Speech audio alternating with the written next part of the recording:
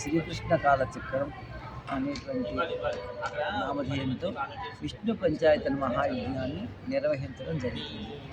విష్ణు పంచాయతీ యజ్ఞంలో ఐతచండీ యాగం, అతిరుద్ర యాగం, మహాగణపతి యాగం, మహాశౌర్య యాగం, మహాసుదర్శన సహిత లక్ష్మీనారాయణ యాగం, చతుర్వేద హవనాలు, ఋగ్వేద, యజుర్వేద, సామవేద, అథర్వణ వేద హవనాలు, పారాయణలు, అలాగే వీటితో పాటు రోజు కూడా రుద్రాభిషేకాలు, రుద్ర బిల్వదళార్చనలు, తులసిదళార్చనలు జరుగుతున్నాయి. కుంకుమార్చనలు కూడా జరుగుతున్నాయి.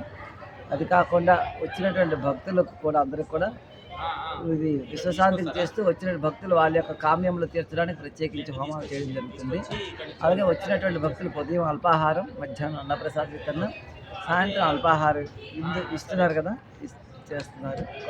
అలాగే ఇంకా విశేషమైన కార్యక్రమాల్లో భాగంగా కళ్యాణాలు కూడా జరుగుతున్నాయి. ఇంకా సాయంత్రం పూట ఒక పూటేమో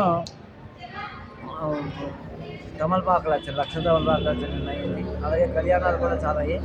ఈరోజు దీన్ని పురస్కరించుకొని సీతారామ సామ్రాజ్య పట్టాభిషేకాన్ని పురస్కరించుకొని ప్రత్యేకించి ఈరోజు శోభాయాత్రని గణేష్ నిమజ్జనం చేసినటువంటి స్థలము దగ్గర నుంచి ఈరోజు కలెక్టర్ ఆఫీస్ దగ్గర ఉండబడేటువంటి గణేష్ నిమజ్జన స్థలం నుంచి ఈరోజు సుమారుగా 10 కిలోమీటర్లు పాదయాత్రని అందరూ కూడా విశేషంగా అధికమైనటువంటి భక్తుల సంఖ్యతో చేయడం జరుగుతుంది. ఇది విశ్వశాంతిని ఆకాంక్షిస్తూ చేస్తున్నటువంటి మహాయాగం.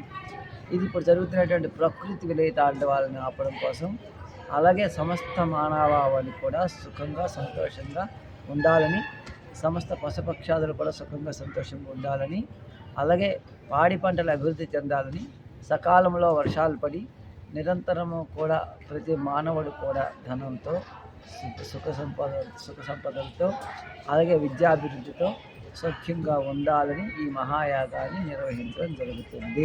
కాబట్టి భక్తులందరూ కూడా ఈ యాగంలో పాల్గొని ధరించగలరని కోరుకుంటూ జై శ్రీకృష్ణ, జై శ్రీకృష్ణ.